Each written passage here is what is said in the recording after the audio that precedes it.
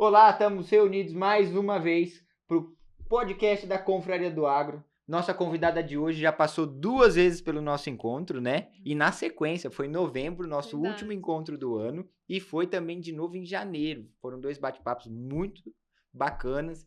E finalmente, né, só em fevereiro a gente. Agora não, fevereiro não, estamos quase em abril É, conseguindo exatamente. sentar, mas assim, a agenda dessa moça é uma loucura. E então, Aline, por favor, se apresente e, bom, depois o bate-papo desenrola. Joia. Bom, pessoal, obrigada, Gustavo, pelo convite. Eu acho que é muito legal a gente poder falar da nossa vida, da nossa carreira e dar as dicas, né? Porque de repente o que a gente vai falar aqui vai servir muito para alguém que está nos assistindo, mesmo que não seja da área, né? Então, agradeço aí essa oportunidade de estar compartilhando esse conhecimento. Toda a Confraria do Agro, que tem sido muito bacana, né? Eu tô acompanhando, tô indo em todos os eventos que eu consigo ir, e eu acho que realmente é algo inovador, né? É algo novo que tá trazendo aí uma visão diferente ao que a gente tinha antes do networking do agro, né? De pessoas boas, pessoas legais que querem realmente se ajudar. Então, parabenizo também a Confraria do Agro aqui. Então, falando um pouquinho de mim, né, me apresentando, eu sou a Aline Bortoleto, tenho 36 anos. 36 vou fazer agora, tenho Então é 35. 35 ainda. Já tô já, né? Não, não, não se Tenho adiante nesse 35 aspecto. anos, vou fazer agora em abril 36. E sou cientista de alimentos de formação aqui na Exalc. Então, eu tenho, assim, toda a carreira basicamente formada aqui na Exalc mesmo, mestrado, doutorado, pós-doutorado. Só que eu tenho uma parte de todo esse estudo, né, da minha graduação que eu fiz na França, e por isso eu comecei a trabalhar com bebidas. Depois de um tempo eu empreendi, a gente vai falar um pouco disso, né? Acho que a gente vai É, falar bastante sobre isso no bastante. final das contas.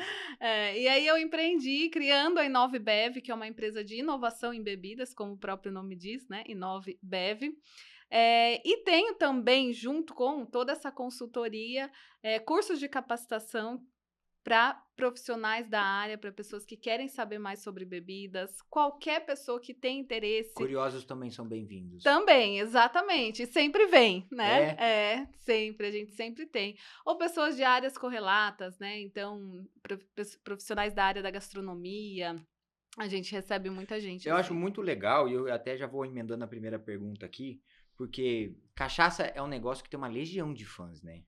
Tem. A gente até falava mais cedo aqui no aquecimento do podcast, como uma vez eu dei um presente, foi uma cachaça, acertei na moça, o cara é um aficionado por cachaça, ele tem uma espécie de mini museu na casa dele. A gente até acabou não conversando, mas ele cultiva ali ele tem peças, Uhum. garrafas, rótulos importantes, né?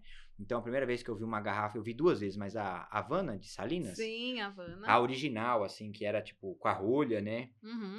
Do outro caso que eu tenho com a Havana é mais legal ainda, mas ele tinha lá toda preservada, tinha pago uma nota naquilo. Aham. E, e agora parece que tem crescido também, isso se estendido pro gin, né? Exatamente. Não só o gin, né? Então, o que a gente está vivenciando no momento, que foi a aula, né, que eu fiz para a confraria, é de na verdade, microdestilarias fazendo multiprodutos, né? Então, na verdade, você tem aí o crescimento de pequenos empreendedores no setor, né? Lógico que a grande empresa, a grande indústria também acompanha isso, mas, na verdade, pessoas que gostam de bebida, né, têm interesse em aprender, não são da área, na grande maioria das vezes, e querem empreender na área, tendo uma microdestilaria, né? E aí, com essa microdestilaria, surgiu, né? Além da oportunidade da cachaça, que é algo mais amplo, então a cachaça dá para você até fazer em um ambiente pequeno, um espaço pequeno, mas o gin muito mais, porque o gin você não precisa plantar a cana, né? Como a cachaça, ter a moenda, né? Então o gin você tem uma estrutura micro mesmo, bem pequena, que você consegue já produzir essa É muito mais bebida. fácil transformar o gin num hobby, então produzir gin num hobby. Exatamente, né? Então muita gente começa produzindo em casa. Isso tem bastante analogia com os cervejeiros caseiros, né? Que a gente viu crescer esse mercado de cerveja, principalmente por isso. né? E hoje a gente vê a área de destilados também se tornando um hobby caseiro, né? Muitas vezes caseiro é bem perigoso, é importante a gente saber, né? Que apesar de que tem muita gente que faz em casa, não é a mesma coisa que cerveja, tá? Porque cerveja você pode ter ali um problema de processo e o que vai te dar é uma dor de barriga, né? No máximo ali, né? Porque ela tá estragada.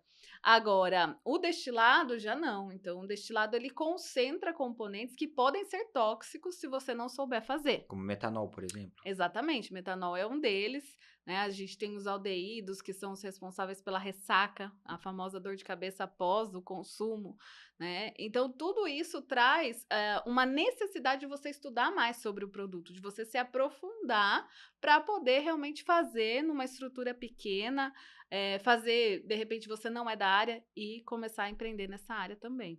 Não, que bacana. E a Inovibev, então, tem todo esse portfólio de produtos na prateleira para quem quer começar a fazer gin em casa, também tem soluções da Inovibev, ou é só para quem está tentando aí, tentando não, né, que com a ajuda da Inovibev vai conseguir aprimorar o paladar, entender mais dos sabores, das notas que tem nesses Isso. materiais, como é que é? Na verdade, para você produzir uma bebida, você tem que saber de várias vertentes sobre ela, né? Uma delas é o processo produtivo, então, o que está relacionado com a qualidade química da bebida, e a outra é a qualidade sensorial, né? Que é realmente o consumidor que vai atestar disso, vai falar, olha, esse produto tem qualidade, essa cachaça é boa, esse gin é bom, né? Então, elas estão interligadas, essas duas formas de você dimensionar a qualidade aí. Então, você tem que saber o processo, que é a tecnologia de produção. Então, a gente tem cursos de tecnologia de produção e a gente tem cursos também para quem não quer produzir, por exemplo, né? Que quer somente degustar, aprender a degustar, aprender a entender sobre a cachaça, sobre o gin, né? E são cursos profissionais. O sommelier, por exemplo, é uma profissão que lá em 2011, né, 2 anos atrás, praticamente, foi reconhecido pelo governo federal como uma profissão. 2011 ou 2021? Não, desculpa, 2021. Falei errado, Não, é muito 2021. recente, É então. muito recente, foi reconhecida como uma profissão, né? Então, já existia, né? Desde lá 2011 já Há existia o muito tempo já sommelier, existe, né? já existe o sommelier, mas não era Reconhecido. reconhecido, né? A gente tinha sommelier de vinho somente com reconhecimento profissional. E hoje a gente tem sommeliers de outros destilados, Você mesma é bebidas destiladas. uma sommelier reconhecida internacionalmente, né? E Isso. daí, juntando essas duas coisas, eu queria saber o seguinte: poxa, é na França que a Aline tem o primeiro contato, então, com esse mundo? E como é que aconteceu? Como é que foi Foi. sabe, como é que cai véu, você começa a se apaixonar por isso, se envolver cada vez mais? Exatamente. Então, todo mundo tem uma história familiar, né, que começa aí, que é muito comum entre as pessoas. Então, o meu avô, o meu bisavô eram produtores de cachaça, como muitas pessoas antigas eram, mas eu nunca tive contato com essa produção. Então, quando eu nasci, isso já não existia mais. Então, só a história da família falando mesmo, o avô que gostava de consumir. E aí, eu fui ter esse primeiro contato com bebidas na França, quando eu tinha que fazer lá o meu estágio de fim de curso, tinham algumas opções de estágio e eu fui para um instituto de enologia, realmente muito famoso, muito Trabalhar consagrado, com vinho. com vinho, mas na verdade não com a bebida vinho, mas com o processo de envelhecimento e análise sensorial. E daí isso me abriu para conhecer outras bebidas também, né? Então, na França a gente tem o vinho, mas a gente tem o conhaque, o armagnac, a gente tem o calvados, que é um destilado da maçã, né? O parrot, que é um destilado da pera, né? Então, tem várias bebidas destiladas típicas que também podem ser envelhecidas e que são utilizadas aí de toda essa tecnologia de produção. O ser humano gosta tanto disso que qualquer coisa que passa um pouquinho do ponto, ele dá um jeito de fermentar, né? Exatamente. Aí você fermenta, né, mas o fermentar é aquilo que acontece até ao acaso, né, olha, pode azedar, pode fermentar. Então, a primeira bebida alcoólica no mundo, você sabe qual foi? Não sei. Qual Não? foi? É o hidromel, né, a Ah, primeira bebida verdade. alcoólica, porque ela acontece naturalmente, né, então os registros diz que o mel, então a gente tem as colmeias de mel ali nas florestas, então quando chovia aquele mel ficava cheio de água, né, o que promovia ali um processo de fermentação, Então, você diluía esse açúcar do mel, as bactérias, as leveduras, todos os micro-organismos do ambiente fermentavam isso e as pessoas passavam e consumiam, né? Depois que elas começaram a fazer isso em casa, né? Legal. Então, não foi o vinho, né? Muita gente diz, o vinho, porque a uva é diretamente fermentecível, né? As frutas são diretamente fermentecíveis, elas fermentam espontaneamente. Né? Já a cerveja não, você tem que, na verdade, preparar esse grão, preparar esse amido, que é a sacarificação desse próprio amido, para que você possa fermentar. Então, Agora surge uma dúvida e eu já vou perguntando assim, porque ah, como que o ser humano conseguiu chegar no processo de produzir cerveja? Foi acontecendo com conhecimento ou totalmente por acaso? Porque como você falou, dá um trabalho fazer dá um cerveja assim. trabalho. Não é tão fácil igual uma uva que fermenta e vira vinho. Exatamente. Como é que aconteceu isso? Então, quando a gente faz a cerveja, nós precisamos pegar esse amido, né, principalmente da cevada, do centeio, dos grãos, pode ser com trigo, né, qualquer grão. Então, ele está em formato de amido. A gente tem que, na verdade, sacarificar, que é quebrar esse amido para gerar o líquido que pode ser fermentecível, que a levedura consegue fermentar, né? Então, antes de responder da cerveja, eu vou contar a história do cauim. Você conhece o que é cauim? O que é cauim? Então, o cauim é a bebida brasileira, ancestral, né, do Brasil. Ah, Cauim é um fermentado de mandioca. Então, a história é que muito antes da cerveja se surgiu o cauim aqui, que os índios brasileiros já faziam, né? Muito antes da gente pensar na tecnologia da mas cerveja. que já era um processo de sacarificar o amido. E como, né? Com a saliva. Então, as índias elas mascavam a mandioca, né? As índias virgens, então, era um tipo específico. Ah, tá. Não eram né? todas qualificadas para o trabalho, entendi. Não eram, né? Então, você tinha ali um tacho, né? Como se fosse um coxo, com a mandioca fermentando, né? Com a saliva. Então, as índias mascavam a mandioca e colocava lá para fermentar. E a nossa saliva tem as enzimas que sacarificam o amido ali da mandioca, né? E com a cerveja, então, a história diz que isso foi muito próximo. Quando a gente vai fazer um pão, né? Aquele pão, ele cresce, a levedura, ela age ali, né? Então, você tem um processo de fermentação natural que demanda tempo, mas que você tem que processar, né? Então, a cerveja, ela surgiu com intenção de ser surgida, né? Assim como o cauim. E aí, essas são as bebidas fermentadas, né? Que a gente tem mais típicas aí. Quando a gente vai para o destilado, a gente encontra a necessidade de um equipamento para selecionar e concentrar esses componentes do líquido fermentado. Então, só para colocar aqui a denominação, né? Qualquer líquido fermentado chama-se vinho. Não precisa ser de uva, né? Tecnicamente, você fermentou, você tem um vinho. Você tem um Eu vinho vim de de cana. alguma coisa, né? Para fazer a cachaça, você tem um vinho de cana, né? Para você fazer o calvador, por exemplo, que é um destilado de maçã, você tem um vinho de maçã, né? Você parte a partir de um vinho e precisa de um equipamento que vá selecionar esses componentes e concentrar o álcool, o próprio etanol. E aí foi isso que você foi fazer lá na França, então. Não, Não na vou perder verdade eu não vou perder a França dessa linha de raciocínio toda. na verdade, eu fui estudar o processo de envelhecimento, né? Que é algo bem aprofundado, que foi o meu tema de estudo aí, desde do mestrado, doutorado, na verdade, do TCC, né? Que eu fiz lá. Daí eu voltei para o Brasil, fiz mestrado, fiz doutorado nessa área de envelhecimento de cachaça, né? Então, quando eu voltei aqui, eu falei, bom, no Brasil tem vinho, se eu for para o sul, tem cachaça, né? Se eu ficar aqui na minha região. E eu tive essa oportunidade de continuar esses estudos aqui na Exalc, então eu continuei no mestrado, fazendo um projeto muito diferente, que era a importação de barris novos de carvalho da França. Então, no Brasil, na época, e isso faz 12 anos, no Brasil, na época, não tinha importação de barris novos. Lembra que eu falei? Olha, a conversa vai rolando. Quando eu falei que eu dei um presente e acertei muito, Uhum. porque, eu sou testemunho ocular, porque eu comprei a cachaça desses primeiros barris. Porque você trouxe os barris, dando spoiler já, né? Uhum. Francês e canadense, não foi isso? Americano? Americano, isso. Americano. E aí, na ocasião, um presente que eu dei, que eu falei, nossa, foi uma cachaça muito acertada, foi a do carvalho francês. Nossa, é o melhor que É, tem, eu não né. sabia, eu só falei: "Ah, mais legal, né, Então você parece que tem mais acertou. panca, assim". E aí olha só que bacana, porque também a gente estava conversando, né, já Aham. tô aqui em Piracicaba há 10 anos e participei desse processo dessa forma, foi em 2014 ou 15 que Hum. as primeiras saíram. Eu sei que foi bem nessa época. Hã. É, não, então depois que a gente fez o 2014, 2015 mesmo.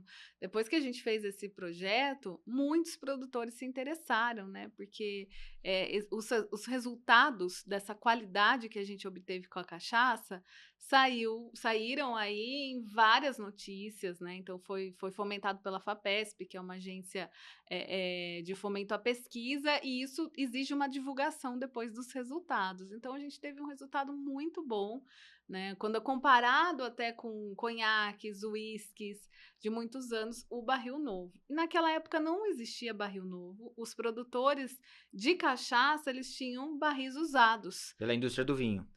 Não, na verdade pela indústria de uísque, Ah, na grande tá. maioria das vezes, né, porque a gente recebia, o malte uísque, ele sempre foi consumido muito no Brasil, uísque, né, então uísque escocês, se a gente pegar um Red Label, né, como que eles vêm esse uísque para cá? Eles não vêm engarrafado, porque eles não alguns sim, tá, alguns vêm engarrafados, mas muitos vêm hoje em containers, mas antigamente eles vinham em barril. No próprio barril. No próprio barril. E era o pior barril, o barril que era para O descarte na velho, né. época, o barril velho, porque precisava-se de um recipiente para mandar aquele produto para cá. Nossa. É, exato. Então vinham em barril e esses produtores de cachaça compravam esses barris, né, e começavam a envelhecer a cachaça, mas eram barris extremamente utilizados, né, a gente fala até Esgotados já, né. exauridos, esgotados, e aí a gente não tinha uma qualidade boa, né, tanto química como sensorial desse produto, né, e essa falta de qualidade, ela impedia que a cachaça se tornasse um produto mais nobre, na época. Então a gente foi, fazendo essas pesquisas, primeiramente com os carvalhos, e depois, lógico, vieram as grandes importadoras de carvalho, de barris, né, as tanoarias, importar para o Brasil, né, trazer para o Brasil, porque existia um público que queria isso. É, quando eu entrei na Exalc não tinha ainda essa modalidade que eram os barris tão bons, tão nobres. Mas Uhum. haviam outros barris, né. E que são comuns até a outros produtores que usavam barris de outras madeiras. Nossa, muito. É muito, muito comum, porque a gente tem as madeiras brasileiras. Hoje a gente tem mais de 40 madeiras brasileiras comumente utilizadas. Então, na época, o que os produtores brasileiros tinham? As madeiras locais ali, só que não são todas as madeiras que você consegue fazer um barril, né? Ou que dá uma qualidade sensorial positiva. Às vezes ela fica amarga, Quais né? são madeiras brasileiras que dão Bons bons resultados? resultados? Olha, a gente tem muito resultado positivo com o IP, Jequitibá, o Jequitibá branco, o Jequitibá rosa, a castanheira, a amburana, que é uma das queridas, o bálsamo, né, cabreúva. Então tem várias Essas dão freijó, bons resultados, bons mas são as resultados. mais comumente utilizadas ou no meio São. disso tudo o povo usa um barril que é uma madeira muito ruim? Olha, hoje a gente tem muitos estudos experimentais, né? Porque as pessoas elas querem inovar, mesmo a gente tendo muitas madeiras, há essa vontade do brasileiro inovar sempre. Então, na verdade, você tem barris que são comumente utilizados, porque já há muitos anos eles foram ali selecionados, e tem até uma historinha para isso que eu vou te contar Hum. depois. E aí tem os barris que eram as madeiras que eram locais, então você pega regiões, por exemplo, Salinas, que é uma região, a do Anísio Santiago, né, Aham. é uma região muito conhecida como produção de cachaça, e as cachaças lá, elas são todas armazenadas em tonéis de bálsamo, né, a maioria delas são armazenadas em tonéis, que são, recipientes maiores, né, em Tá. tonéis de bálsamo. Por quê? Porque era uma região que tinha muito bálsamo, então Aí usa o que tem. usa o que tem, é. E não existiu inox, né, hoje a gente tem também a opção de armazenar, né, deixar a bebida descansada em inox, então você estoca essa bebida no inox, Mas né. quando ela tá no inox, ela não vai passando pelo processo de envelhecimento, ela só tá Não. lá guardada. É, ela fica branquinha, Tá, né, ela entendi. fica branquinha. Não, que bacana. Eu acho muito legal. A gente tava falando até de Salinas, né? Porque Salinas eu acho que é uma região que soube fazer um marketing muito bem da cachaça de lá. E tem tanta cachaça ruim de lá, eu acho que muito mais que cachaça boa. A gente conhece essas cachaças que são Tem, boas de lá, mas nossa, eu já tomei cada coisa horrorosa de Salinas. tem Mas muita. a pergunta que eu queria te fazer, assim, eu tenho um apreço muito grande com o IP, com a Uhum. árvore do IP. E ela é, em várias etapas da minha vida, o IP tá lá presente, enfim, fazendo links com diferentes pessoas que eu gosto e admiro. Ah, E aí, eu tenho daí uma experiência gustativa muito boa quando eu tomo cerveja cachaça que foi envelhecida em barril tonel de IP. aham. E aí eu queria saber, então, tirando minha dúvida, se o IP é realmente bom ou se são minhas memórias afetivas me ludibriando nesse processo. Não, o IP é muito bom, muitas pessoas usam o IP, ele não é tão comum, tá? Então a gente tem várias cores de IP, né? Tem IP branco, tem IP rosa, tem IP amarelo. E, consequentemente, a madeira é diferente, né? E Uhum. ela vai trazer pra gente um perfil sensorial diferente na bebida. Né? E quando a madeira é nova, ela traz toda a sua potência, toda a intensidade. Quando a madeira já é mais usada, o barril já é mais velho, mais usado, a gente tem uma suavidade muito maior. Né? Então, nós conseguimos achar, às vezes, a mesma madeira e diversas intensidades de sabor, de aroma, por conta do grau de uso desse barril, desse Quanto recipiente. mais fresquinho for o barril, então maior a explosão de notas que ele vai Maior. deixar ali. E às vezes você nem pode deixar muito tempo porque ele fica muito intenso, né? E aí você não consegue consumir. Fica parecendo tá lambendo madeira? Fica. Às vezes fica. Algumas madeiras fica muito intenso. Aí a gente faz os Não blends, que eu tenha né? lambido madeira pra ter referência, entendeu? Um chá de madeira, Ah, né? entendi. Imaginando isso, né? Também não fiz chá nunca. Mas é bem um negócio bem tóxico, assim. Não, Mas né? fica ruim. Ele pode ficar ruim. Então, algumas têm resinas que têm que ser retiradas. Na verdade, você corta a árvore e não são todas as partes da árvore que vão fazer o Tem a barril. própria ciência do barril, né? Fora Tem. de você temperar, então, vamos dizer assim, envelhecer dentro do barril para ganhar aquilo, tem a ciência de fazer o barril. Exatamente. E essa palavra que você falou é muito interessante, o temperar, né? O seasoning, que a gente fala em inglês, seasoning, Aham. temperar. Seasoning é uma etapa, na verdade, de amadurecimento da própria madeira, que é muito usada em tanoarias fora. Por quê? Você corta a árvore, você tem os anéis de crescimento da árvore, então você tem o cerne, que é a parte mais dura, né? E você tem as partes fora até chegar na casca, né? Sim. Então a casca ela é muito porosa, ela não é resistente para você fazer um barril. Então você corta essa árvore, você tem as partes que são descartadas e aquelas que você Vai consegue, deixar ali. vai deixar ali. E essas partes, elas têm que passar por um tratamento antes de virarem as aduelas do barril, né? Qual é esse tratamento? Então, a gente chama em inglês de seasoning, esse tratamento. Muitas tanoarias brasileiras não faziam, então hoje já estão passando a usar essa técnica, que é fazer uma secagem, uma maturação dessa madeira. O próprio tonel que vai envelhecer a cachaça já é envelhecido. Já é envelhecido, exatamente. E o custo do barril, ele muda de acordo com o grau de envelhecimento da madeira.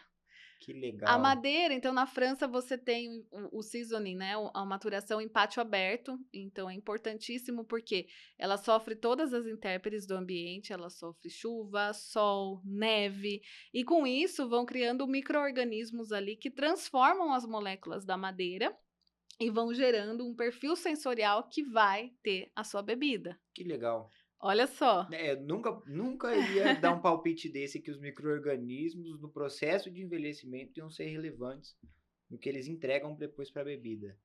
Na madeira. E eu posso, pensando em acelerar esse processo, usar estufas de secagem?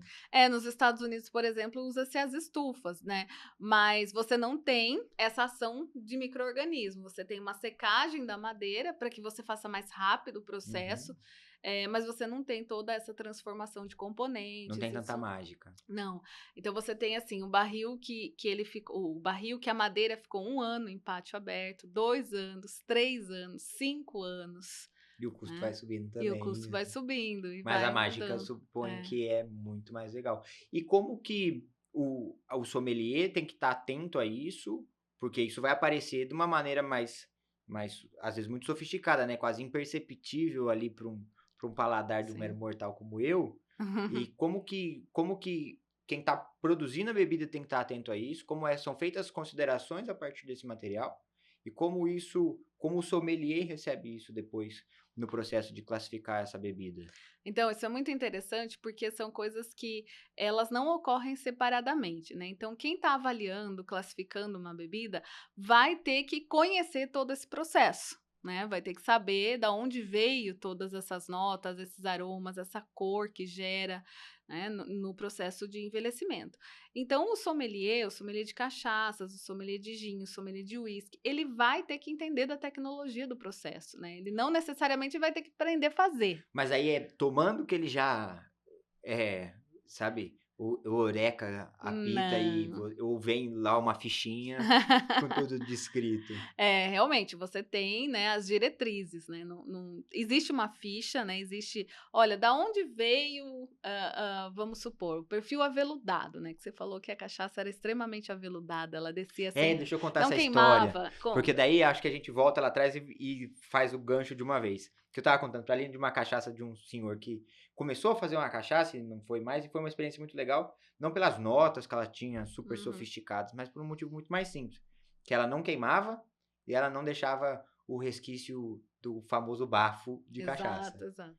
É, exato. E aí, esse não queimar, o que que é isso, né? É uma qualidade muito grande para a bebida, porque quando ela não queima, quer dizer que ela não tem acidez. E muita gente confunde isso com o teor É, alcoólico, né? eu jurava, eu sempre escutei isso, o teor alcoólico muito alto é o que Ai, fazia tem queimar. muito álcool, queima. E não, o álcool ele é doce. O etanol ele tem sabor doce, né? Ele nunca vai arranhar a sua garganta.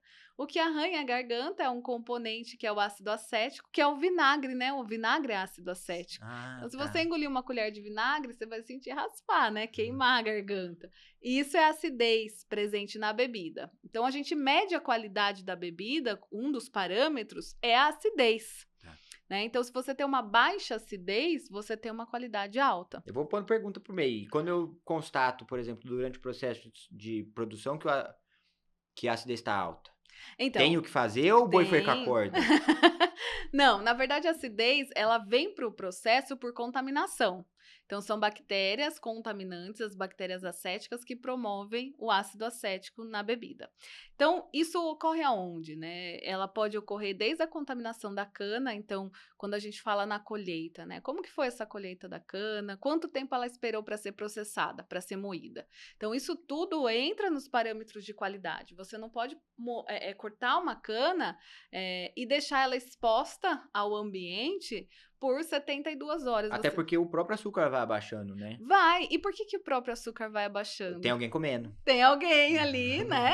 E tá não só comendo, como se multiplicando ali. E Ou aí, alguém.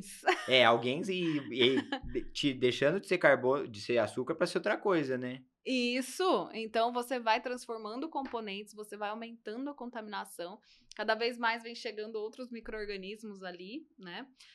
Então você tem a instalação, a possível instalação de uma contaminação lá na colheita da cana, nessa espera para moagem, e depois no processo de fermentação.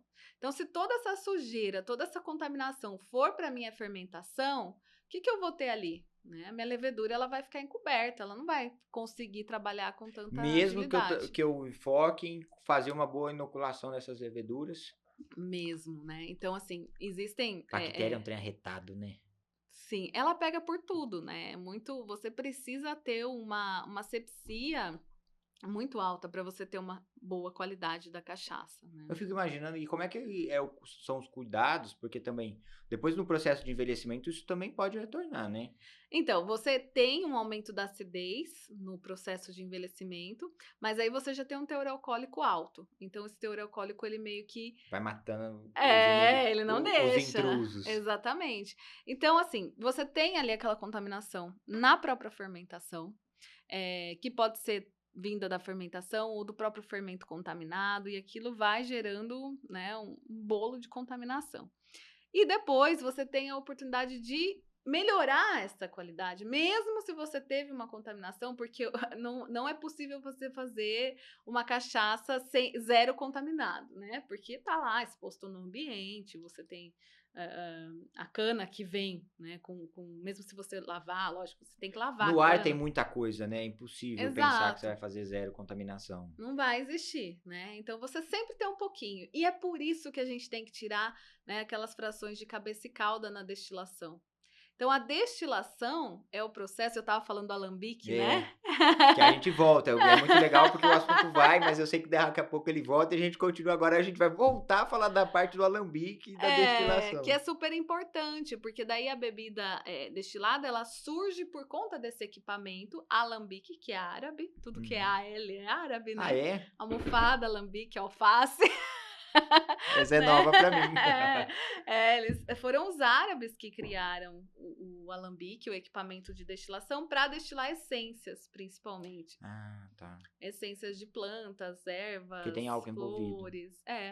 E aí você usa uma infusão alcoólica ali e você concentra. O mesmo equipamento que faz cachaça faz perfume. Hoje já não, né? É, mas assim, no É, design original. é muito parecido, né? Então o fundamento é próximo.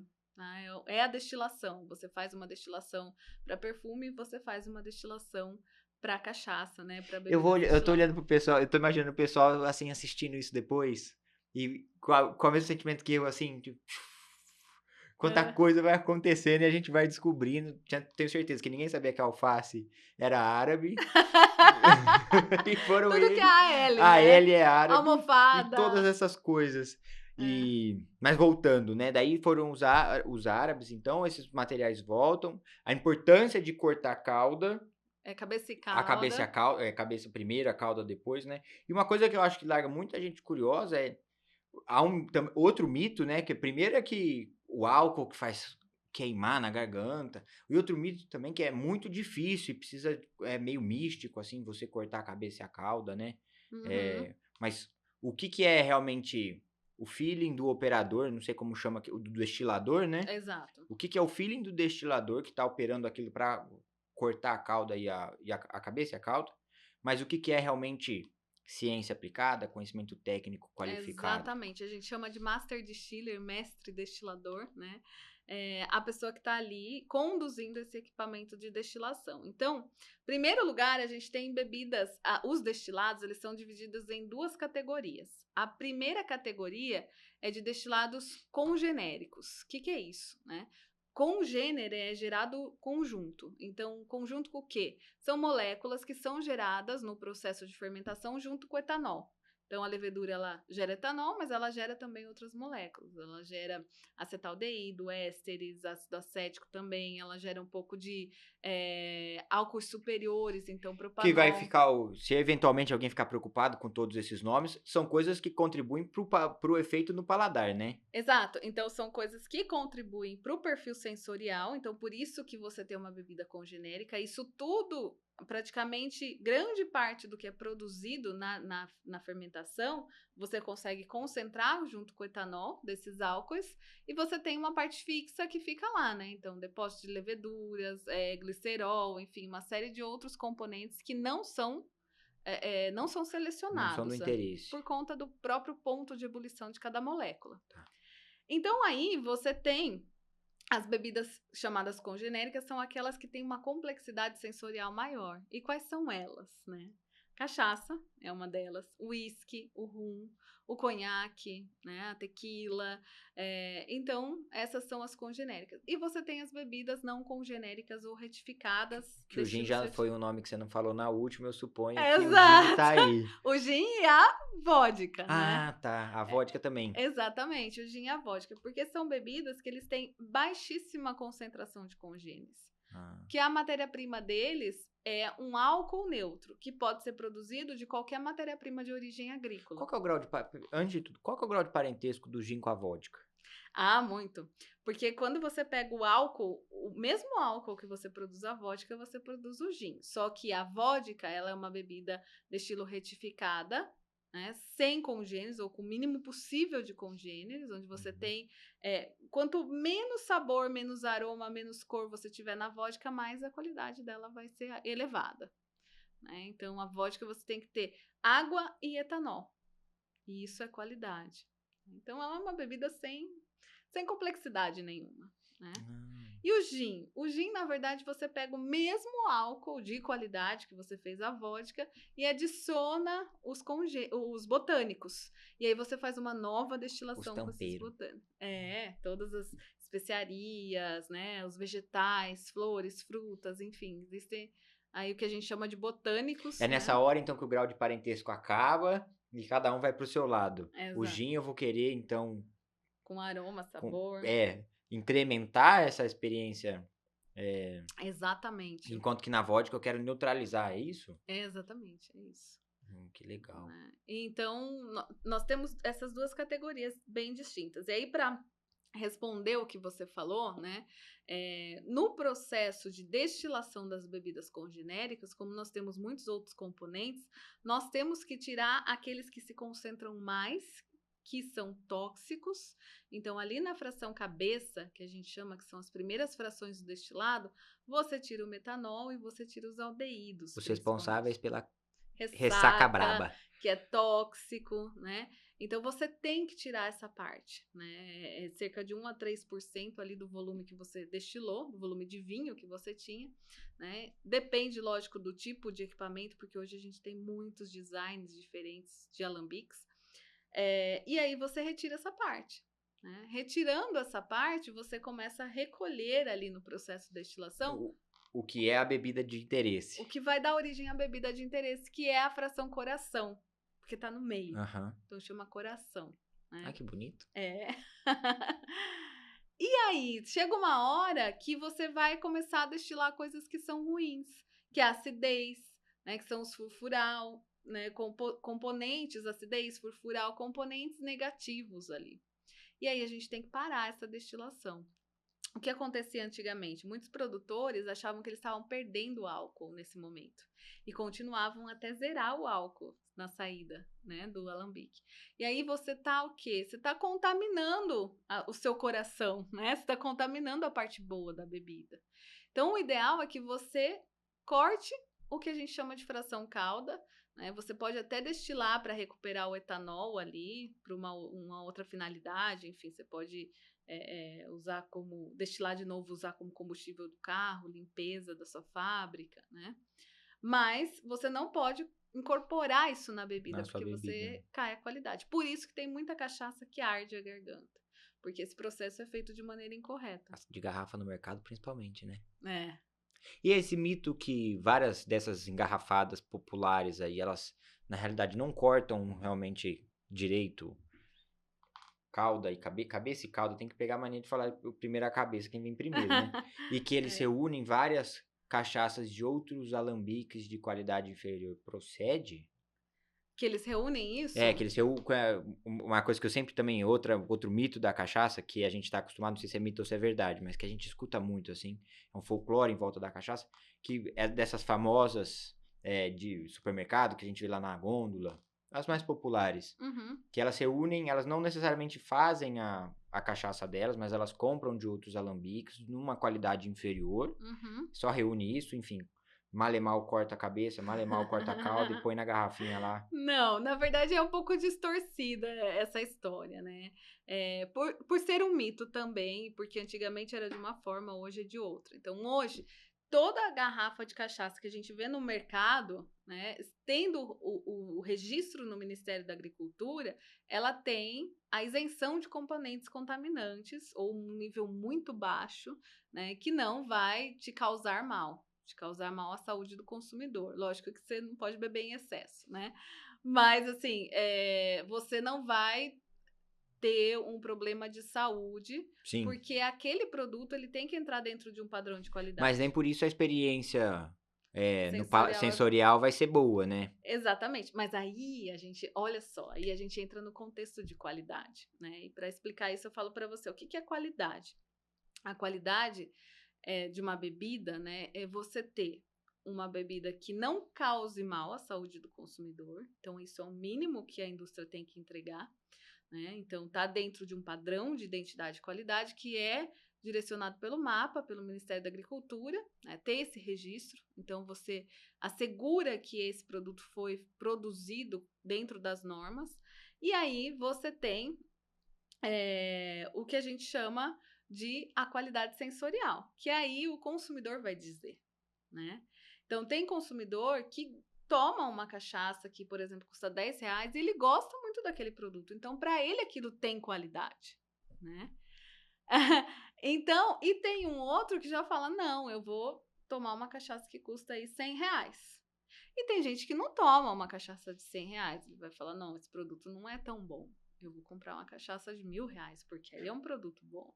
É um produto melhor que o uísque, né? É uma coisa que é muito legal, né? Porque o que eu mais ouvi quando a gente aprende que aquele presente funciona, a gente fica recorrendo a ele. E um que eu recorro sempre se eu sei que a pessoa gosta de cachaça, eu volto lá na cachaçaria da Exalc e compro aquela do carvalho francês ou do carvalho americano, mas qualquer uma das duas serve muito bem.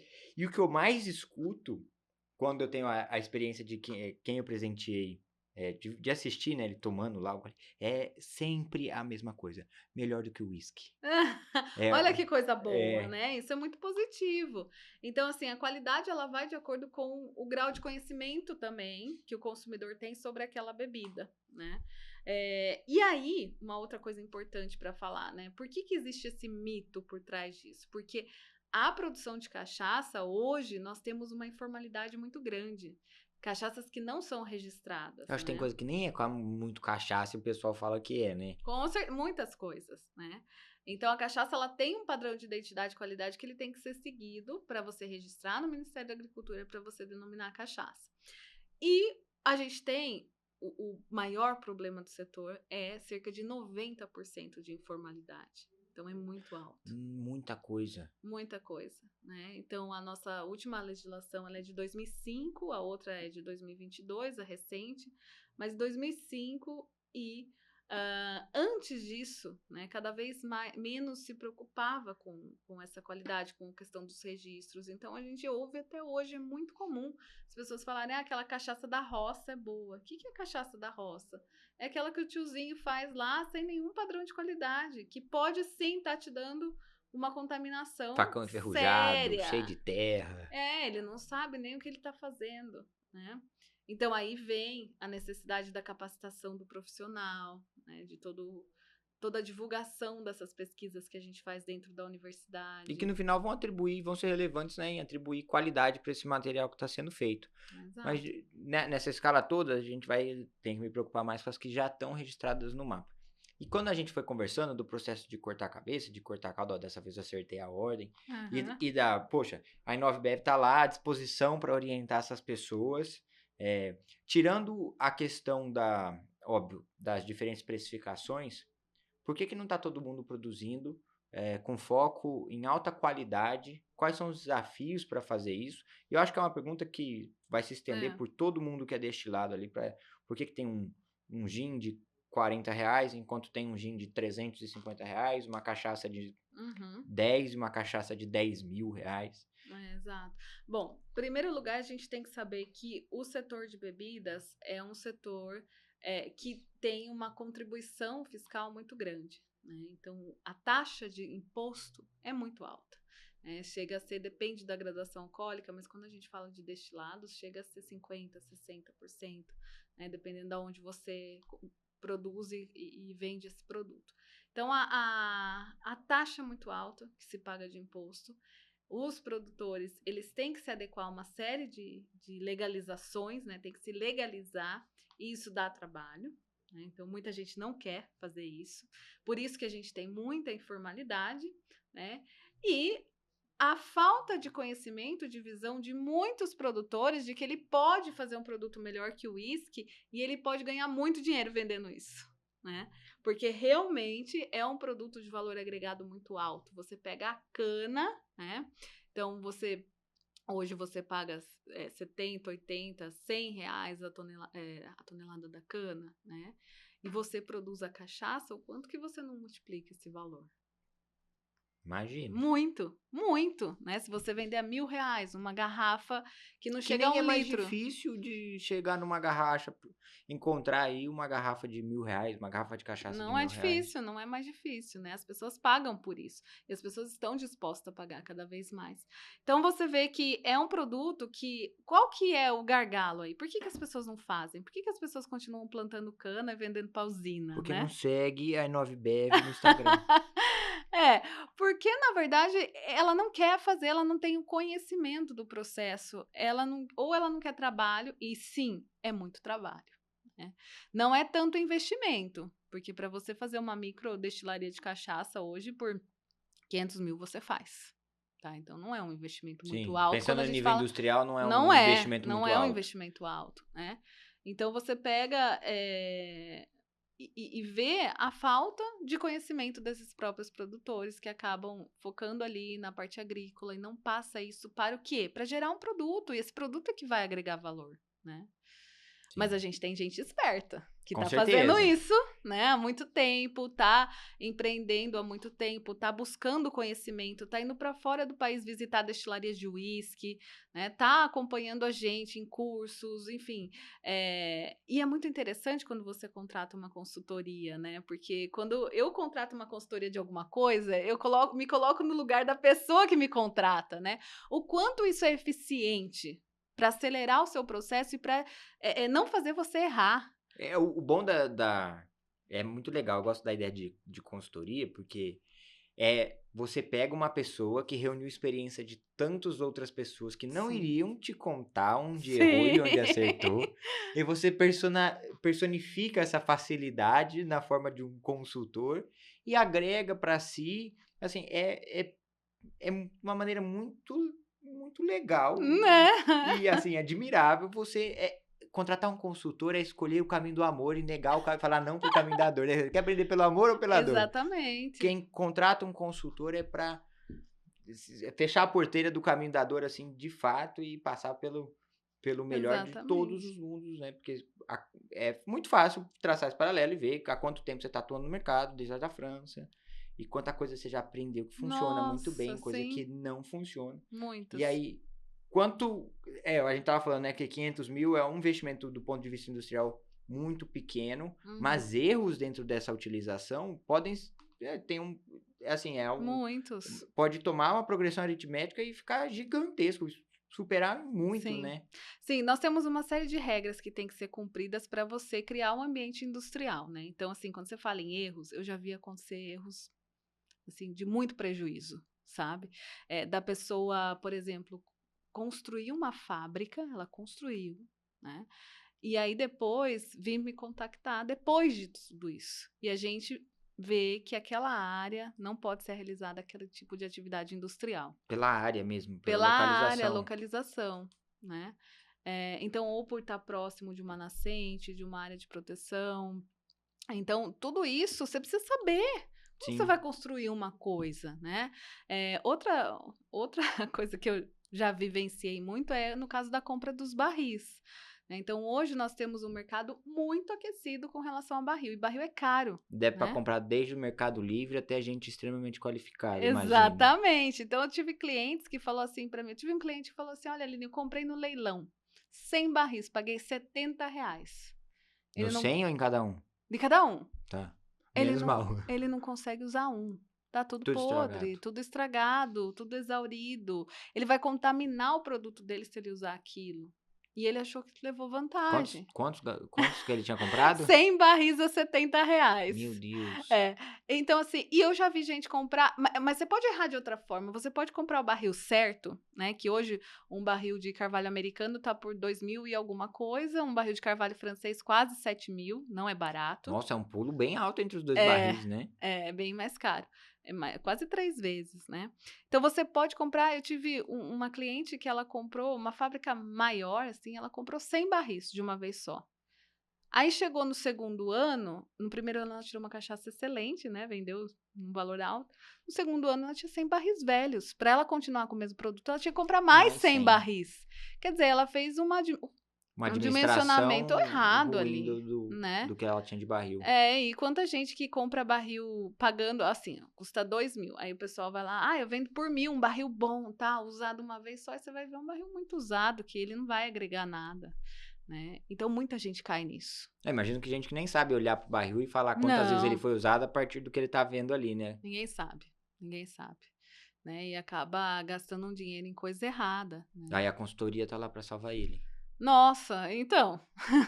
Mas depois que ele já fez, né, ele vai chorar, Ah, não, né? mas aí aprende a lição também, né? É. A gente, pelo menos a gente espera, né? Aprende a lição. E muita gente fala assim, nossa, mas é caro contratar uma consultoria, né? Gente, é caro, mas quanto mais caro você pagar, melhor vai ser, né? Assim se espera, né? Não é mesmo? Pois é. Não, concordo, não poderia concordar mais. Meu negócio mesmo, grande parte dele consiste em consultoria. E aí você economiza todos os seus erros, você aprende com quem Sim. já testou muito no ambiente controlado para saber que aquela ideia não vai dar certo. Porque eu tenho o saudoso professor Beauclerc, que foi meu professor de cana na Sim. graduação, ele falava uma coisa que eu gosto muito, e ele falava assim, toda vez que você tiver uma ideia e falar assim, nossa, como ninguém nunca pensou nisso antes, para tudo que você tá fazendo, põe a mão na consciência, se desfaz o seu ego, porque assim, alguém já pensou nisso antes e descobriu que não dá certo. Então, vá com calma como quando você falar assim, nossa, como ninguém nunca pensou nisso antes. Então, tem ideias que, durante aquele processo, se você não tem a experiência de que os motivos reais, porque aquilo deu errado, né? Parece realmente muito boa, é tentador, você fala, nossa, vai dar muito certo. Sim. E na real tem uma furada, né? Exatamente. E eu vejo isso acontecer todos os dias, sabe? A gente vê formulação de bebidas, porque as pessoas não são da área e aí são muito detalhes, né? Que você precisa para fazer uma formulação, por exemplo, você precisa saber de várias legislações da Anvisa, do Ministério da Agricultura. Então toda essa parte legal, ela já é extremamente complexa, né? Para você adequar um produto, para você ter um maior rendimento dentro de uma qualidade, porque as pessoas vão muito pelo rendimento, mas aí elas caem muito a qualidade, aí não compensa, né? Então eu percebo assim, todo dia eu sou uma pessoa que resolvo problemas dos outros, né? Então assim, eu tô cheia de problemas, mas não são meus. Resolve e evita problema dos outros, né? Não, evita muita coisa. E fora essa parte de resolver e evitar problemas, eu acho que também é uma grande ajuda para quem está produzindo as bebidas nas ideias de novos produtos, de novos rótulos, de novas misturas.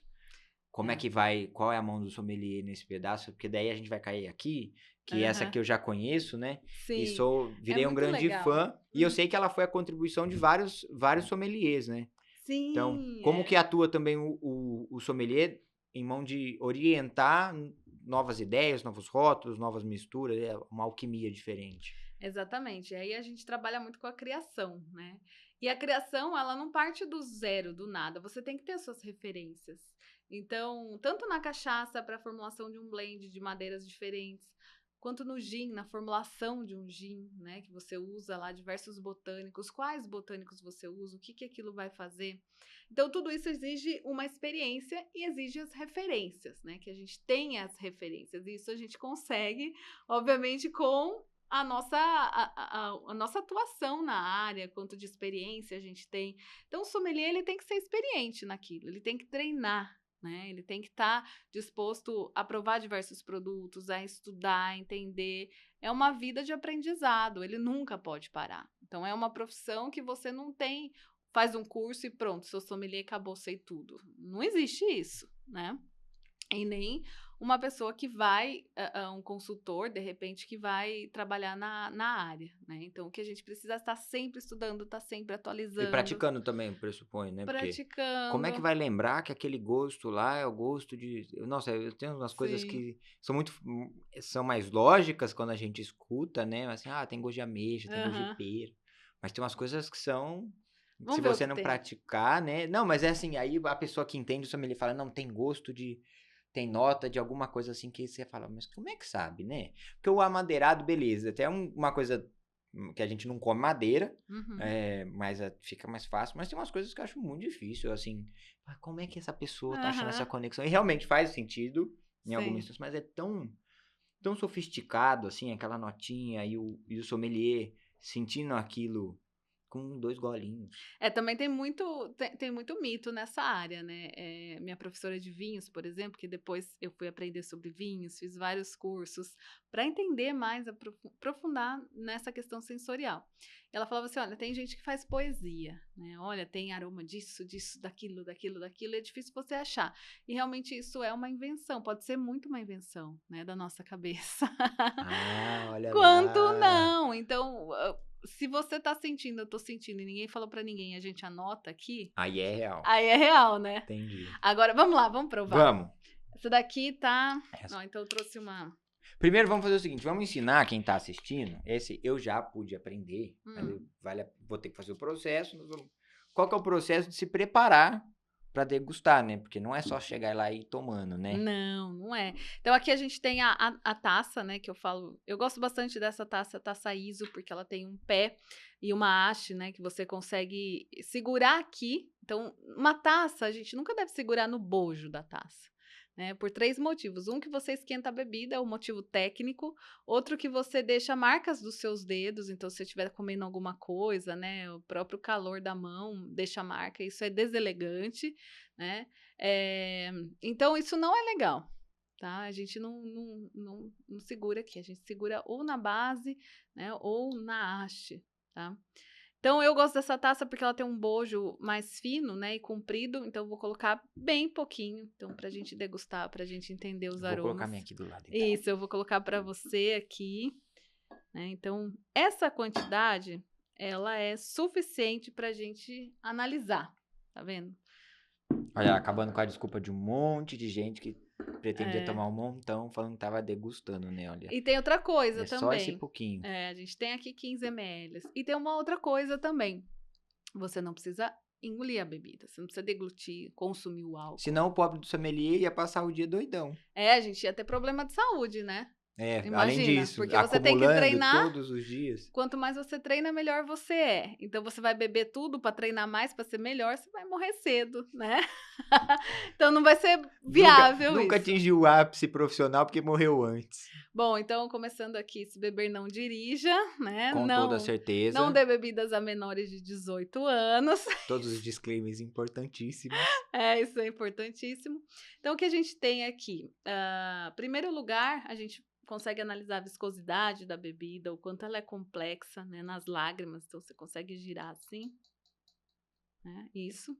Ou se você quiser, não vou pegar o livro, mas você pode girar em cima da mesa, tá? Assim, ó, vai fazer um barulho. Mais fácil, né? É mais fácil. Vai fazer o barulho no microfone, o Maurício vai ficar bravo.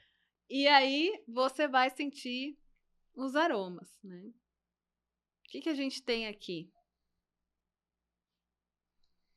Cheiro de cana, né? Primeiro lugar, a gente tem né? É nítido que é uma cachaça, né? Que a gente tem o aroma da cana, tem um amadeirado, a gente tem baunilha muito presente aqui, caramelo, né? Então... Eu sinto doce de banana, Doce de banana, sim. Tem o frutado da banana, que são os ésteres, né? Eles estão bem presentes. Né? A baunilha é mais difícil, mas eu acho... Né? Então, traz aqui pra gente uma variedade. Isso aqui é um blend de 3 madeiras que a gente fez. Né? Então, eu fui uma das Master Blenders, até 2 amigas que também me auxiliaram aqui nesse processo. Então, a gente tem o quê? Tonéis de Carvalho, né? E Amburana e Baraúna. E aí é minha paixão. Pois é. E aí... São essas as madeiras e esse processo de envelhecimento, então, que para começo de conversa deram a viscosidade e essas notas olfativas que a gente está sentindo. Exatamente. E depois também o que a gente vai sentir aqui quando tomar. Isso. E aí você percebeu que não tem álcool, né? Não tem um cheiro forte do álcool. Sim. Né? É bem, bem suave. E aí, em boca, o que vai acontecer, né? A temperatura da nossa boca vai fazer essas moléculas volatilizarem, a gente vai conseguir sentir mais aromas em boca, que é pela via retronasal que a gente fala, e a gente vai sentir, logicamente, a picância, vai sentir o álcool esquentar, porque o álcool esquenta, dá o calor, né? Então, coloca um microgole na boca, deixa na língua, antes de engolir, deixa ela passear na língua, vai salivar bastante, aí você engole.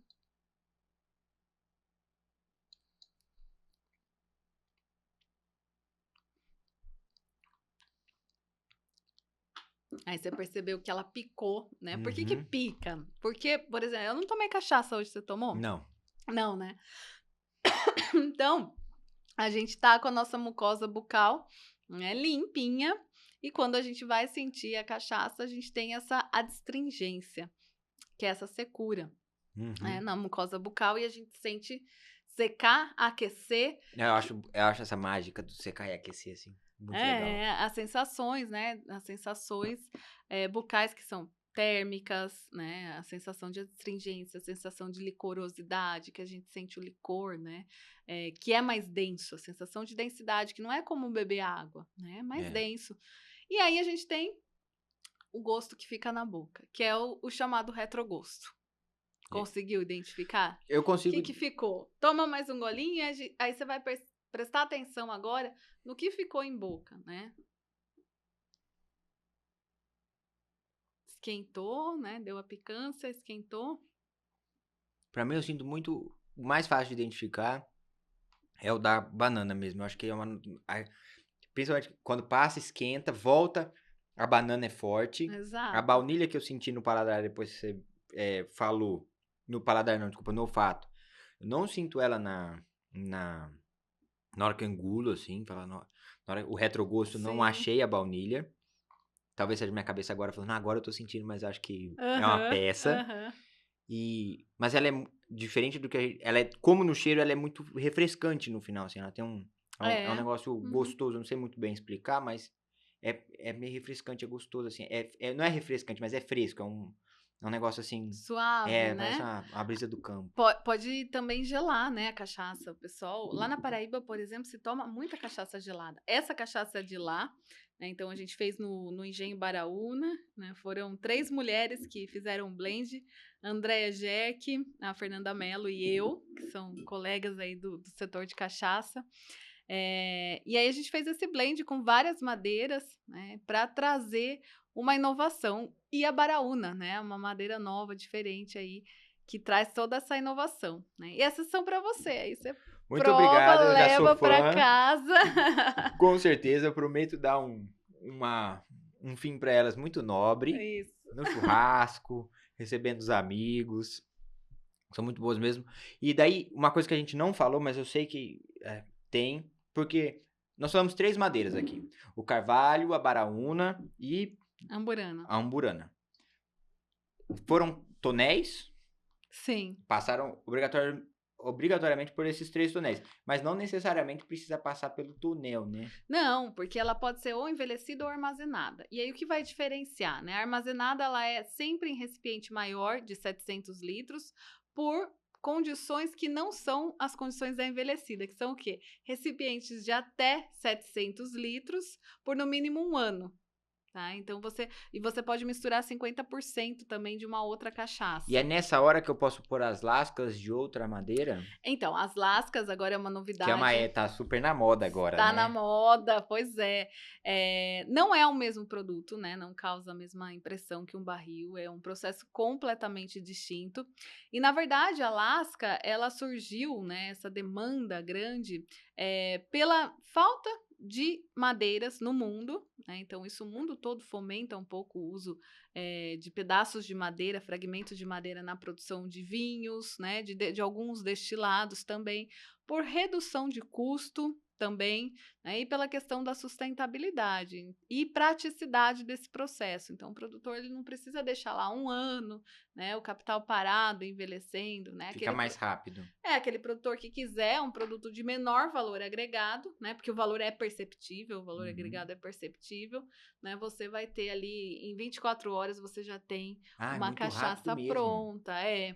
Você tem a coloração, alguns aromas, mas você não A tem coloração vai mudar também, porque a gente tem esse vai. negócio, envelhecido é amarelo, fresco é branco, Não, transparente, né? não, ela vai pegar cor, Vai vai pegar dar cor. cor, em primeiro lugar ela vai dar cor, algumas notas, não todas, não vai ter licorosidade, não vai ter esse dulçor, né, não vai ter essa nobreza que a gente recebe, né, numa bebida no carvalho, no barril, né, seja barril de Uhum. carvalho ou de qualquer De outra qualquer bebida. outra coisa. Mas é um produto que é possível ser produzido agora. Então, aonde que é, né? Qual parte do processo se coloca o lasca? Então, após o processo de destilação, você armazena, né? E nesse armazenamento ou estoque, né? Você pode colocar logo antes do E aí invase. é mais uma curiosidade minha, assim, mas isso pode ser feito naqueles tonéis de inox ou precisa ser em outro tonel de madeira? Não, tanto faz, tanto faz. O que é importante hoje, que a legislação deixa bem claro, é que você tem que mencionar no rótulo que aquela bebida é feita com fragmentos, E né, não de com a madeira. madeira E não mesmo. com barril, e não com a madeira, porque Entendi. você não pode enganar o Mas eu consumidor, né? posso ainda, nessa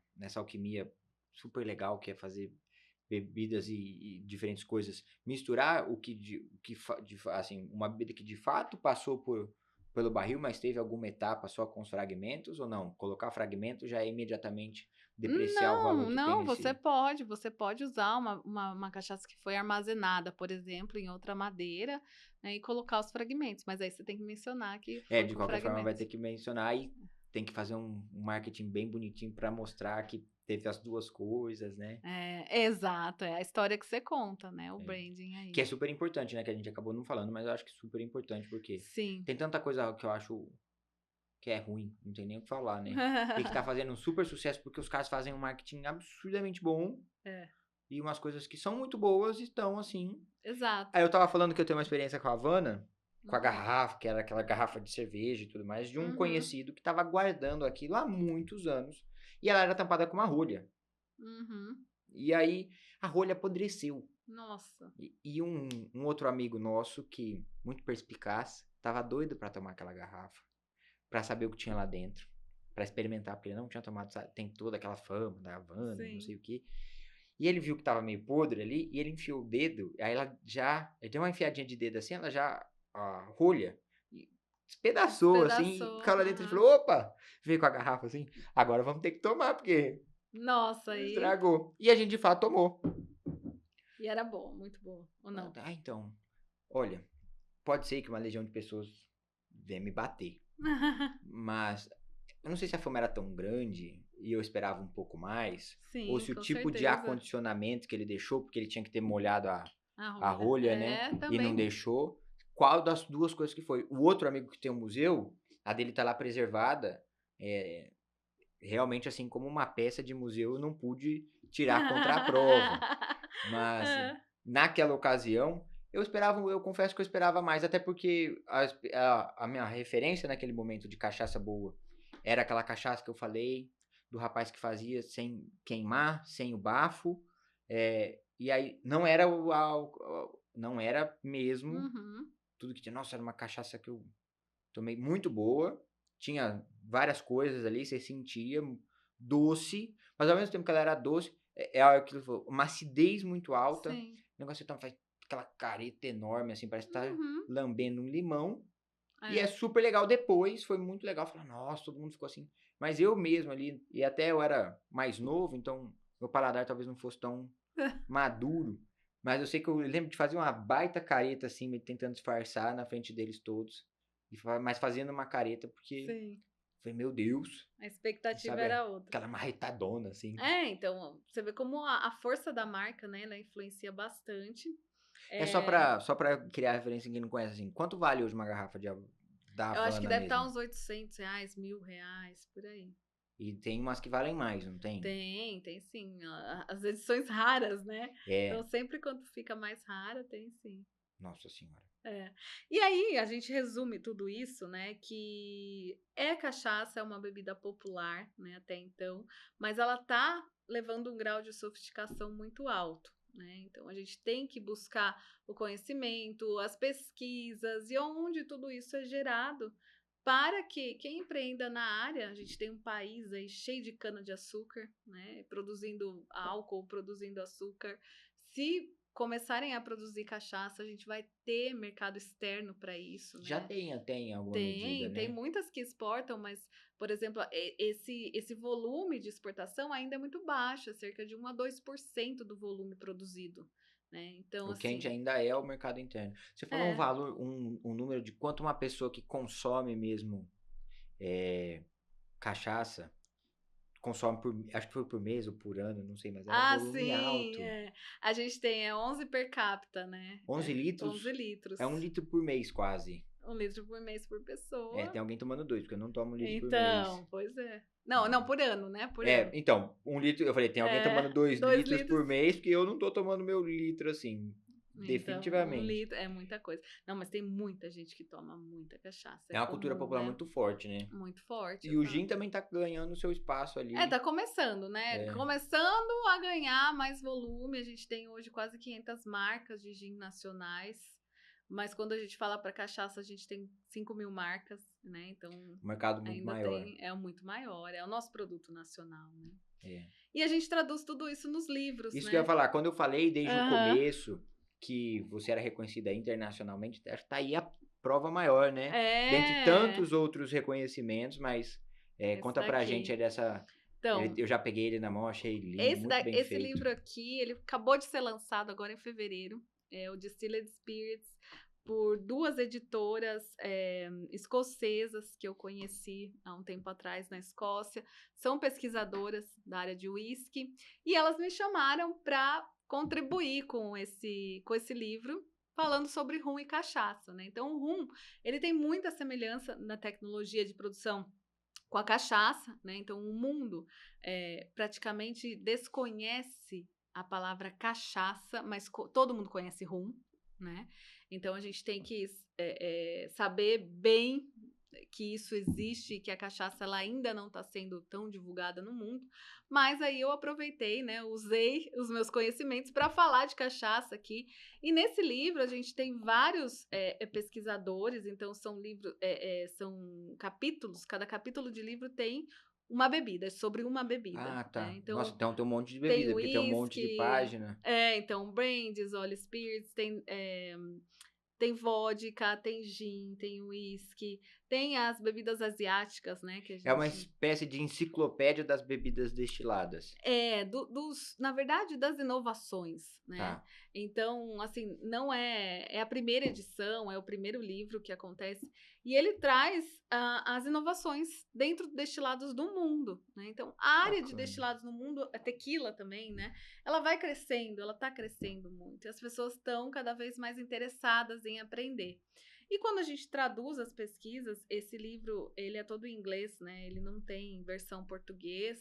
Ele é um livro que, por ser da Escócia, né? A cotação dele é em pounds. Então, pra gente fica caro, né? Pra quem gosta mesmo. Então ele sai assim, a gente consegue comprar aqui no Brasil pela Amazon por R$1.400. Não é barato. Não né? é pra biblioteca de qualquer um. Então, eu tenho um só, que é só esse, sendo autora, né? Se eu quiser comprar um segundo, eu tenho 30% de desconto. Mas mesmo assim, pessoal, não adianta querer ficar amigo da Aline pra ganhar o livro, porque assim, ó, não vai acontecer pelo jeito. Não, ganhar o livro não, mas aí o que eu faço é trazer para o nosso curso de Master Distiller todas essas inovações, esses conhecimentos, porque tem muita coisa recente, né? Então, o meu propósito é realmente passar a ciência do setor acadêmico, dos institutos de pesquisa, para quem vai aplicar. O Master Distillers é um evento presencial ou online? É online, né? Porque a carga horária é muito grande. Então, hoje eu não consigo fazer um presencial, porque as pessoas não conseguem sair e ficar uma semana aqui estudando comigo, né? Então, é online, onde a gente tem 3 meses de estudo, tem plataforma de aula gravada, tem aula ao vivo, a gente manda o kit de estudo para as pessoas. Nossa, conta pra gente, dá um spoiler do que você pode contar que tem no kit, porque assim, eu já vi fotos quando você vai postando no Instagram e tudo mais, e tem uma infinidade de coisas, né? Tem aromas pra pessoa treinar, uma espécie de mapa dos sabores. Mapa sensorial. A roda sensorial a gente tem aqui. O que mais que vai naquele kit lá pro pessoal que vai fazer o curso em casa? Basicamente a gente manda o quê? Aqui, né? Cada bebida tem a sua roda sensorial, que é uma ferramenta de treino, né? Que a gente usa. Então tem todos os componentes que a gente pode encontrar numa bebida, todos os aromas, notas aromáticas, sensações gustativas, avaliação de cor, sabor, retrogosto. Então, tudo isso a gente coloca aqui também. Esse livro tem a versão em e-book, viu? É mais barato, é metade do preço e tá colorido. Opa, então ótimo, porque aqui tá branco e preto, né? Então, até compensa. Então, assim, a gente leva todas as bebidas, que são análises às cegas, então você não vai saber o que você está degustando só durante a aula mesmo, Nossa, que legal. né? Que são as aulas ao vivo, e aí o conhecimento, nossa, é muito bom, porque tem o network, a gente consegue dividir a turma em grupos, conversar e treinar muito, né? E a gente tem as outras, por exemplo, tem cursos que a gente manda análises olfativas, né? Cursos de sommelier, as pipetas para você adicionar água, né? São os utensílios ali que a gente usa São realmente junto. cursos completos. E é só para quem é do ramo mesmo ou Não. abraça os curiosos também? Qualquer pessoa pode se inscrever e pode fazer, né? Quem que tiver interesse. É lógico que a maioria das pessoas são pessoas da área, mas eu já tive muita gente curiosa que fala: olha, eu gosto muito de bebida, ou eu tenho uma coleção, que nem você falou do seu amigo, eu quero conhecer mais. E a gente vê muita gente também, quem quer entrar na área, às vezes consultores, né? Que estão querendo se aprimorar. Então tem bastante. É um público bem diverso. Não, muito bom, muito legal mesmo. Então, para quem quiser acompanhar melhor todas essas novidades, os cursos que estão disponíveis, porque, como você falou, são mais de um. Quem quiser entrar em contato porque tem uma marca e quer fazer quer uma consultoria, como é que faz para te acompanhar, para Então, pedir informação? Pois é, a gente tem o nosso site, né, que é inovebev.com, só, com V mudo, né, inovebev.com. Tem o meu Instagram, que é Aline Bortoleto, né, que lá eu publico todos os dias. A gente tem uma comunidade do WhatsApp também, que todos os dias eu estou mandando informações, ou comentários das coisas que acontecem, das notícias, né, para colocar esse público sempre a par de tudo que está acontecendo no mundo, né? Então é bem legal. É só falar comigo ou me enviar um e-mail também, aline@inovebev.com, e vai ter aí o suporte que precisar. Não, fechado. Com certeza vai estar o link na descrição.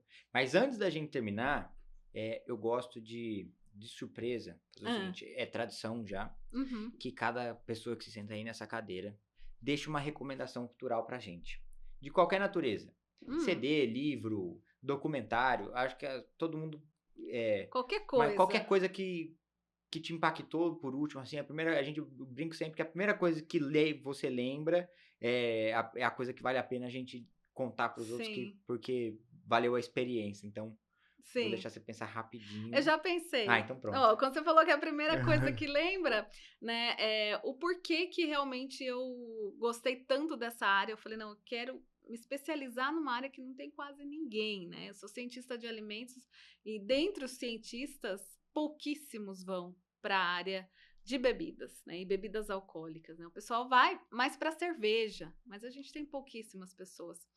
E da onde veio tudo isso? Logicamente da minha formação e tudo mais, mas eu li um livro que chama Vinho e Guerra. É um documentário, é um livro redigido por um jornalista que ele, na verdade, entrevistou diversos produtores de vinhos franceses que estiveram, né, presentes ali durante a Segunda Guerra Mundial, que estavam em vida quando ele escreveu o livro, e esses produtores tiveram um desafio muito grande de esconder os seus melhores vinhos, né, dos invasores, principalmente dos alemães que invadiram a França, né? E aí o Hitler, ele queria todos os champanhes, todos os vinhos mais caros. Então existiu, né, o Ninho da Águia, que era uma região onde Hitler colocava todos esses vinhos, todos esses champanhes. Ele não gostava de beber, mas ele queria ter o que era valioso na França, né? Então a França, ela foi na Segunda Guerra um país de passagem somente.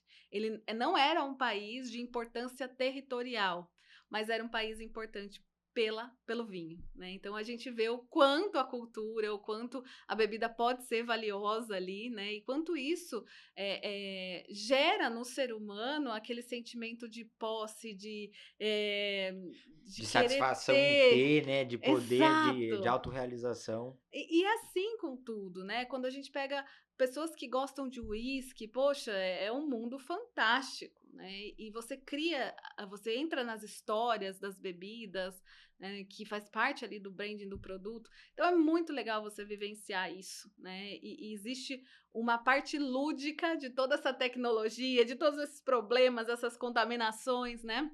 Existe uma parte realmente muito emocional, né? E foi isso que me trouxe a entender mesmo sobre isso, né? São as curiosidades que a gente tem na vida, né? Não, com certeza.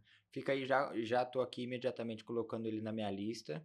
Vinho em Guerra, Vem Guerra, te mostro. Vinho em Guerra. E aí fica o convite pro pessoal também olhar. Aline, super obrigado. Eu não preciso nem repetir que as portas da Confraria do Agro estão sempre abertas para você. Uhum, A gente ainda se vê hoje à noite, né? Porque hoje é, como sempre que a gente grava, é dia de confraria. uhum. E muito obrigado. Fica o nosso muito obrigado a você que nos acompanhou até aqui. Siga também a Confraria em todas as redes sociais, é Confraria do Agro. E a gente se vê e eu te espero no nosso próximo encontro presencial. Um abraço, até mais. Abraço, pessoal. Obrigada por assistir a gente aqui. Obrigadão.